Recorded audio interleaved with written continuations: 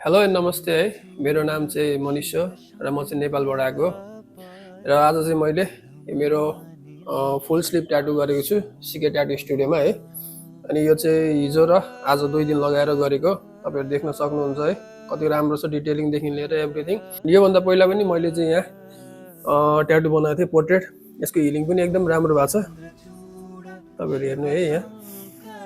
And तपाईहरुलाई पनि यदि ट्याटुहरु हान्न चाहनुहुन्छ भने तपाईहरु चाहिँ सिके ट्याटुमा सम्पर्क गर्न सक्नुहुनेछ।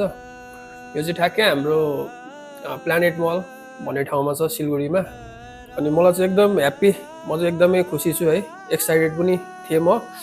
पेन चाहिँ अलिअलि भयो हैन, पेन ठिकै हो, पेन चाहिँ यतिको म चाहिँ खप्न सके भनौँ न जे होस्।